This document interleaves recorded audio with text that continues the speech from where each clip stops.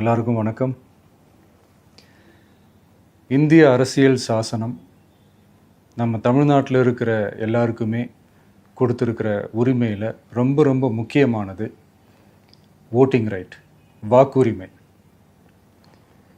ஒரு மனுஷன் உயிரோடு இருக்கான்றதுக்கு அடையாளமாக இருக்கிறதுல அவனோட ஓட்டுரிமை ரொம்ப முக்கியம்.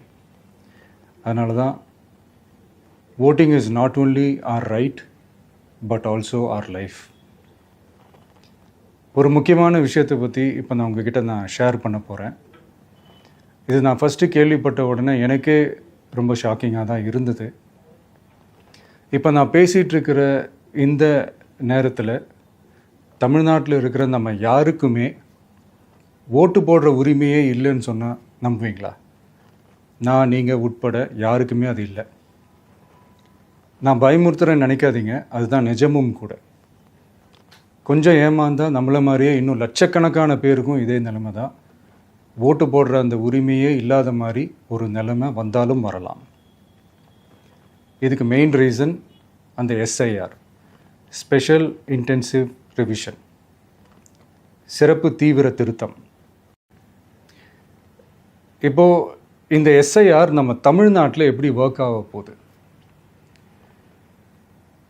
கடந்த ஜனவரி மாதம் எடுத்த அந்த கணக்கெடுப்பில் 6,36,00,000 வாக்காளர்கள் நம்ம தமிழ்நாட்டில் இருக்கிறாங்க.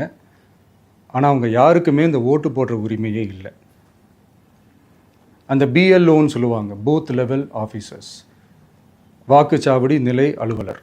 அவங்க தான் வீடு வீடாக போய் அந்த ஃபார்மை கொடுப்பாங்க. அதை நம்ம ஃபில்அப் பண்ணி கொடுக்கணும். அதை தேர்தல் ஆணையம் அதை எடுத்துகிட்டு போய் அதை ஸ்க்ரூட்டினைஸ் பண்ணி அது எல்லாமே கரெக்டாக இருக்கான்னு செக் பண்ணி பார்த்ததுக்கப்புறம் அந்த வாக்காளர் பட்டியலை வெளியிடுவாங்க. அந்த வாக்காளர் பட்டியலில் நம்ம பேர் இருக்கணும், அப்போ தான் நம்மளால் ஓட்டு போட முடியும். அந்த புது பட்டியல் வர்ற வரைக்கும் நம்ம வாக்காளர்களான்றது அது உறுதியே செய்ய முடியாது.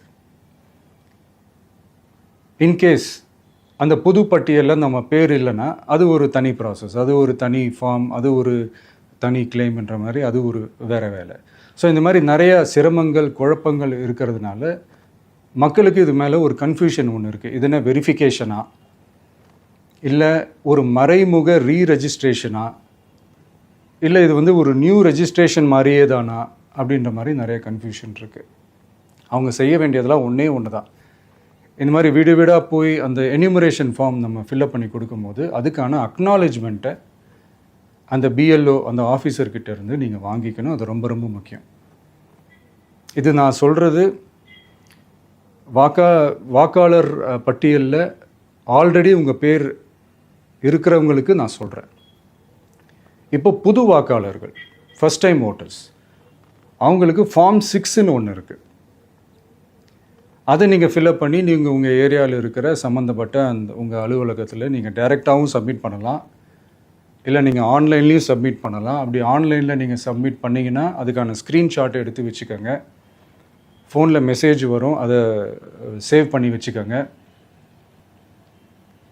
அப்ராடில் இருக்கிறவங்க கூட அந்த எஸ்ஐஆர் ஃபார்மை டவுன்லோட் பண்ணி நீங்கள் அதை ஃபில்அப் பண்ணி சப்மிட் பண்ணலாம். அதுக்கான அக்னாலேஜ்மெண்ட்டை வாங்கி வச்சுக்கோங்க. ரொம்ப முக்கியமாக உங்களோட பிஎல்ஓ அந்த ஆஃபீஸர் யாருன்னு தெரிஞ்சு வச்சுக்கோங்க. இந்த தேர்தல் ஆணையம் அந்த வெப்சைட்டில் போனீங்கன்னா அந்த பர்டிகுலர் பிஎல்ஓ ஆஃபீஸரோட ஃபோன் நம்பர் கூட நீங்கள் எடுத்து வச்சுக்கலாம். இன்கேஸ் உங்களை யாரையும் ரீச் பண்ணலை இல்லை உங்களுக்கு அந்த ஃபார்ம் கிடைக்கல அப்படின்னா நீங்கள் அவரை காண்டாக்ட் பண்ணி அந்த ஃபார்மை வாங்கி நீங்கள் ஃபில்அப் பண்ணி நீங்கள் சப்மிட் பண்ணலாம். ரொம்ப முக்கியமாக அதுக்கான அக்னாலேஜ்மெண்ட்டை வாங்கி வச்சுக்கோங்க. இது எல்லாமே சரியாக செஞ்சாலும் இந்த எஸ்ஐஆர் மேலே சில டவுட்ஸ் இருக்குது. அது என்னென்னா, இந்த 6,36,00,000 வாக்காளர்களுக்கு ஒருத்தர் விடாமல் இந்த ஒரே மாதத்துக்குள்ளே எப்படி எல்லாருக்குமே அந்த ஃபார்ம் போய் ரீச் ஆகும்? ஒன்று. ரெண்டாவது, நீங்கள் வரும்போது வீட்டை பூட்டிட்டு வேலைக்கு போயிட்டு என்ன பண்ணுறது?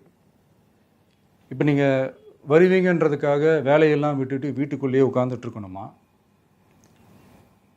ஸோ இதில் மெயினாக பாதிக்கப்பட போகிறது உழைக்கிற மக்கள், ஏழைகள், வேலைக்கு போகிற பெண்கள். இவங்களுக்கு யார் கரெக்டான அந்த பதில் சொல்ல போகிறது? ஒரு நியாயமான எஸ்ஐஆர்னால் என்ன நடக்கணும்? இப்போது இறந்து போனவங்கள மார்க் பண்ணி அதுலேருந்து டிலீட் பண்ணணும். இப்போ போலி வாக்காளர்கள் இருந்தாங்கன்னா அவங்கள மார்க் பண்ணி டிலீட் பண்ணணும்.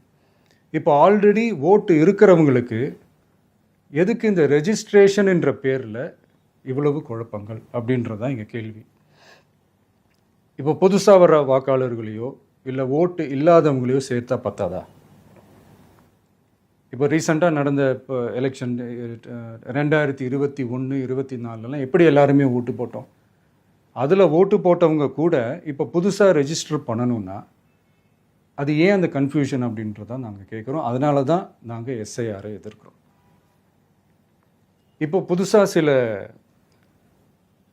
கம்ப்ளைண்ட்ஸ்லாம் வர ஆரம்பிக்குது. அது என்னென்னா முக்கியமாக நம்மளுடைய டிவிகே தோழர்களுக்கு அந்த ஃபார்ம் கிடைக்க மாட்டேங்குது, கொடுக்க மாட்டேன்றாங்க அப்படின்ற சில கம்ப்ளைண்ட்ஸ். இது யார் பண்ணுறாங்க அப்படின்றது நான் தான் சொல்லி தெரிய வேணும்னு ஒன்றும் அவசியம் இல்லை உங்களுக்கு. இப்போ இருக்கிற ஆட்சியாளர்கள் அவங்களுக்கு கைப்பாவையாக இருக்கக்கூடிய சில பேர் வந்து இதை செய்ய ஸ்டார்ட் பண்ணியிருக்கிறாங்க.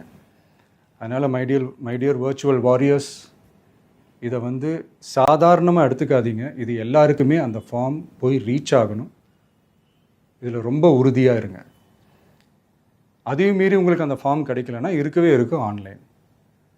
தேர்தல் ஆணையம் அந்த வெப்சைட்டில் போய் அந்த ஃபார்மை டவுன்லோட் பண்ணி நீங்கள் ஃபில்அப் பண்ணி சப்மிட் பண்ணலாம். உங்கள் வீட்டில் இருக்கிறவங்களுக்கு நீங்கள் செஞ்சு கொடுங்க, பக்கத்து வீட்டில் இருக்கிறவங்களுக்கு செஞ்சு கொடுங்க, தெரிஞ்சவங்களுக்கு, தெரியாதவங்களுக்கு, பழகினவங்களுக்கு, பழகாதவங்களுக்கு எல்லாருக்குமே நீங்கள் தயவு செஞ்சு கொடுங்க.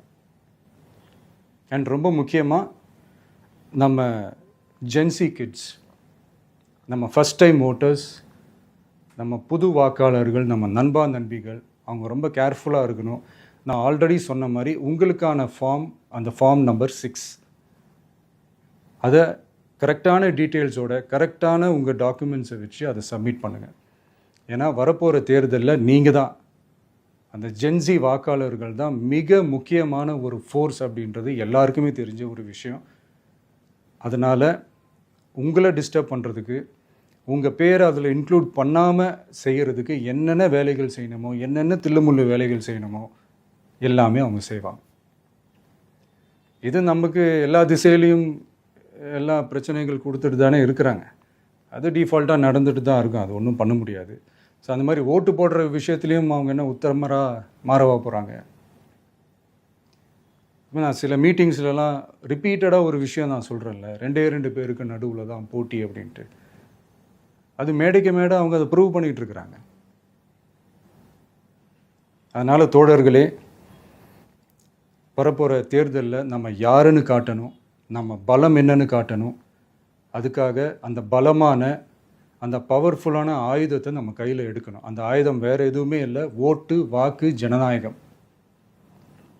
அது இருந்தால் தான் நம்ம அந்த வெற்றியை நோக்கியே நம்மளால் பயணிக்க முடியும்.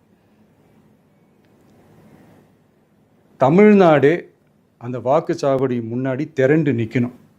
அதை பார்த்துட்டு தமிழ்நாடே தமிழக வெற்றி கழகமா, இல்லை தமிழக வெற்றி கழகம் தான் தமிழ்நாடா அப்படின்ற மாதிரி இருக்கணும். வீடுன்னு ஒன்று இருந்தால் தான் ஓடு மாற்ற முடியும்னு அறிஞர் அண்ணா அவர்கள் சொல்லியிருக்கிறாங்க. அந்த மாதிரி ஓட்டுன்னு ஒன்று இருந்தால் தான் இந்த நாட்டையே காப்பாற்ற முடியும். அப்புறம் இன்னொரு முக்கியமான விஷயம், அந்த எனிமரேஷன் ஃபார்ம் நீங்கள் ஆன்லைனில் நீங்கள் ஃபில்அப் பண்ணும்போது அதில் ஒரு சில ப்ராப்ளம்ஸ் வர்றதுக்கு வாய்ப்பு இருக்குது. அது உங்களுடைய ஓட்டர் ஐடியில் இருக்கிற உங்கள் பேரும், ஆதார் கார்டில் இருக்கிற பேரும், அந்த ஸ்பெல்லிங், இனிஷியல்ஸ் எல்லாமே ஒரே மாதிரி இருந்தால் தான் அது அக்செப்ட் ஆகும், இல்லைன்னா அக்செப்ட் ஆகாது. அது கொஞ்சம் கேர்ஃபுல்லாக பண்ணுங்கள். அது கொஞ்சம் யூசர் ஃப்ரெண்ட்லியாக இருக்கலாமேன்னு கேட்டதுக்கு அதெல்லாம் முடியாது, அதுக்கெலாம் வாய்ப்பு இல்லை, அதுக்கெலாம் ஆளுங்க இல்லை, பண்ண முடியாதுன்னு ரிப்ளை பண்ணிட்டாங்க. ஸோ அதனால் மைடியர் டிவிகே தோழர்களே, மைடியர் ஜென்சி படை பலமே, உஷாராக இருங்க, கான்ஃபிடெண்ட்டாக இருங்க. நல்லதே நடக்கும். வெற்றி நிச்சயம். மீண்டும் சந்திக்கும் வரை நன்றி, வணக்கம்.